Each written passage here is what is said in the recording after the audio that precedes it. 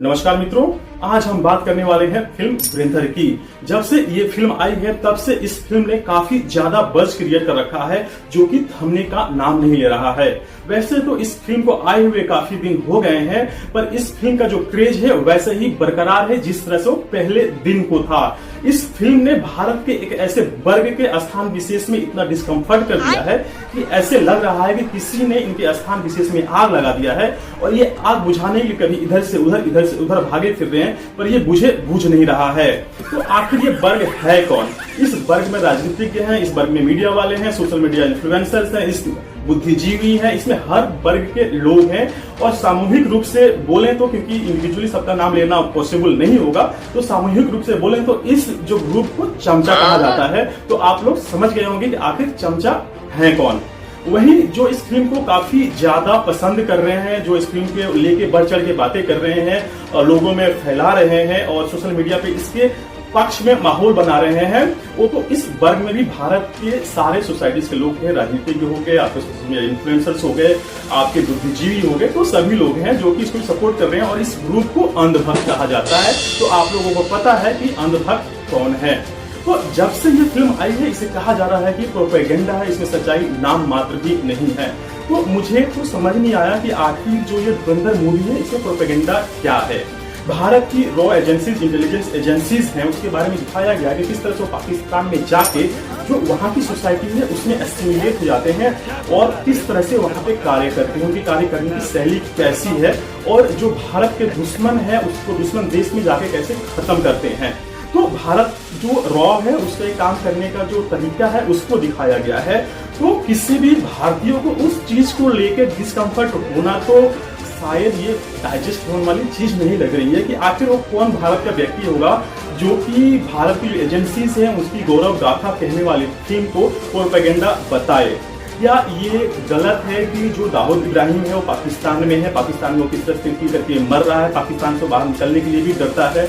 या ये गलत है कि भारत में जो भी आतंकवादी हमले हुए थे, जो ये मुंबई में जो ताज होटल पे अटैक हुआ था, मुंबई में जो हमले हुए थे जिसमें 150 से भी ज्यादा लोग मारे गए थे, वो प्रोपेगेंडा है। या ये प्रोपेगेंडा है कि जो पाकिस्तान है वो भारत में भारतीय नोटों की फेक करेंसीज भारत में भेजता था, ये प्रोपेगेंडा है। तो इस तरह की इसमें मतलब कि 10 चीजें दिखाई गई हैं जिससे कि ये वर्ग जो है प्रोपेगेंडा बता रहा है। मुझे तो समझ में नहीं आ रही है कि आखिर इसमें प्रोपेगेंडा है क्या। आप लोगों ने भी इस फिल्म को देखी होगी तो आप लोगों ने भी समझने का एक प्रयास किया होगा कि आखिर इस मूवी में ऐसा क्या है जिसे प्रोपेगेंडा बताया जा रहा है। तो पिछले 10-12 सालों में कुछ बहुत सारी ऐसी फिल्में आई हैं जिनमें रियलिस्टिक चीजें दिखाने की कोशिश की गई है, जिसे कि जो पिछली सरकारें थे उन्हें छुपाने की कोशिश करती रही। जैसे कि 1990 के दशक में जब कश्मीर से कश्मीरी हिंदुओं को किस तरह से वहां से जो रेडिकल्स थे उनके द्वारा भगाया गया था, उन पर किस तरह से अत्याचार हुए थे। जो कश्मीरी हिंदू थे उनके बड़े बड़े जो घर थे अभी तक खंडहर बने हुए हैं, उनके बाग बगीचे थे, उसको कब्जा कर लिया गया है। तो क्या ये प्रोपेगेंडा है? कश्मीर फाइल्स आई थी तो इसी वर्ग के द्वारा कश्मीर फाइल्स को भी प्रोपेगेंडा बताया गया था। उसके पहले एक और मूवी आई थी ताशकंद फाइल्स। अब ताशकंद फाइल्स में ये दिखाया गया था कि देश के जो दूसरे प्रधानमंत्री थे लाल बहादुर शास्त्री, उनकी मृत्यु कैसी हुई, उनके कार्य करने की शैली कैसी थी, इस चीज को दिखाया गया तो उस वर्ग के द्वारा इस फिल्म को भी प्रोपेगेंडा बता दिया गया। लेकिन उन्होंने ये नहीं बताया कि फिल्म प्रोपेगेंडा कैसे है। क्या देश को सच बताना प्रोपेगेंडा हो जाता है? उसके बाद से फिर आई केरला फाइल्स। केरला फाइल्स में ये दिखाने की कोशिश की गई कि जो केरला में लव जिहाद किस तरह से अपने पंजे पसार चुका है और किस तरह से वहां की जो समाज है, सामाजिक ताना बुना है, उसको खत्म कर रहा है। उसके फिर आई बंगाल फाइल्स। तो बंगाल में भी दिखाया गया था कि किस तरह से डायरेक्ट एक्शन डे के टाइम पे जो हिंदुओं को किस तरह से नरसंहार किया गया था, किस तरह से हिंदुओं को मारा गया था, पर उस फिल्म को भी प्रोपेगेंडा बता दिया गया। उसके बाद से उदयपुर फाइल्स आप लोगों ने देखा किस तरह से कन्हैया लाल की जो हत्या 2 रेडिकल्स के द्वारा गला काट के किया गया था। तो इस तरह से भी दर्जनों, एक तरह से कहें तो हम 20 फिल्में आई जिसे प्रोपेगेंडा बताने की कोशिश की गई इस वर्ग के द्वारा। तो क्या भारत की कहानी कहने वाली कोई भी फिल्म, भारत की सच्चाई दिखाने वाली कोई भी फिल्म और भारत का इतिहास बताने वाली कोई भी फिल्म या कोई भी ऐसा साहित्य लिखा जाएगा उसे प्रोपेगेंडा कह दिया जाएगा?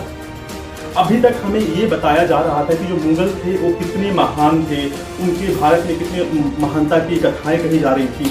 पर वही बाद में जब मुगलों की असली कहानी बताई जाने लगी, फिल्म आई थी छावा, जिसमें कि विकी कौशल ने मुख्य भूमिका निभाई थी, आप लोगों ने भी देखी। ये फिल्म भी काफी लोकप्रिय हुई थी और काफी सराहा गया था इस फिल्म को। पर इस फिल्म को भी प्रोपेगेंडा बता दिया गया इन एजेंडाधारियों के द्वारा। तो भारत को अगर असली कहानी बताने वाली कोई भी फिल्म आएगी तो क्या वो प्रोपेगेंडा हो जाएगी, या उसे प्रोपेगेंडा बताना कहां तक सही है? वैसे अब तो सोशल मीडिया का जमाना है, देश जो लोग हैं वो देख लेते हैं कि आखिर क्या सही है, क्या गलत है और क्या अच्छा है उनके लिए, फट से जाके उसको वेरीफाई कर लेते हैं। तो ये एक अच्छी बात हो गई, वरना ये हमारे मन मस्तिष्क में ये घुसा ही देते कि जो इस तरह की चीजें आ रही हो प्रोपेगेंडा है, इससे सच्चाई से कुछ भी लेना देना नहीं है। पर भलाई हो सोशल मीडिया का, जिसने हमारे ब्रेन को वॉश करने नहीं दे रही है और जो सच्चाई है उसे उसी तरह से परोस रही है। तो इस तरह की सच्चाई को दिखाना, सच्चाई को बताना, ये प्रोपेगेंडा आखिर, तो फिर इसके बाद एक बात ये भी आ जाती है कि आखिर इन एजेंडाधारियों को, इन प्रोपेगेंडा बताने वाले लोगों की ऐसी क्या मुश्किल है जिसकी वजह से इन्हें बार बार देश की जो सच्चाई होती है उसको प्रोपेगेंडा बताना पड़ता है या देश के अगेंस्ट में जाके खड़ा हो जाना पड़ता है। आप लोग सभी लोग जानते हैं कि देश को आजाद हुए 70-80 साल हुए, तो इन सालों में जो सिर्फ एक वोट बैंक को बचाए रखने के लिए जिस तरह की बातें की जाती थी कि कोई भी अगर आतंकवादी हमले होते थे तो उसको बता दिया जाता था कि अरे गरीब मास्टर का बेटा था, गरीबी की वजह से उसने ये गलत रास्ता अपना लिया। तो इस तरह की जो बातें हुआ करती थी, इस तरह से चीजें जो हुआ करती थी, और हमेशा जो भारत के बहुसंख्यक वर्ग है उसको बैड लाइट में दिखाने का प्रयास किया जा रहा था कि किस तरह से भारत के जो बहुसंख्यक है उनके रिचुअल्स जो हो गए, उनकी जो मान्यताएं हैं, ट्रेडिशंस है, किस तरह से वो मतलब कि उनमें खामी है, किस तरह से उसमें कमी आए, उसको दिखाया जाता था। और दूसरी तरफ एक वर्ग को बिल्कुल अच्छे तरीके से दिखाया जाता है, देखिए कितना पीसफुल है, कितने अच्छे लोग हैं। तो सिर्फ उस वोट बैंक को बचाए रखने के लिए पूरी की पूरी उन्हें पता था कि हाँ जो हिंदू वोट बैंक को बिखराव के रास्ते पे रहता है, हमेशा बिखरा रहता है, तो उसको एकत्रित नहीं होने दिया जाए और डिवाइड एंड रूल की जो पॉलिसी है उसको अच्छे से चलाया जाए। तो इस एजेंडा को बनाया गया हुआ था।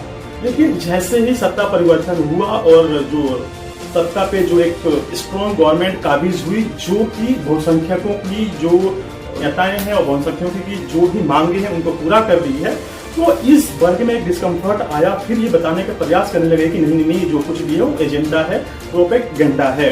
तो ये इनकी मजबूरी थी और मजबूरी आगे भी बनी रहेगी कि जब भी देश के बारे में कोई अच्छी बात होगी, देश के बारे में कोई बात करेगा तो उसे प्रोपेगेंडा बताने का प्रयास होगा और ये चलता ही रहेगा।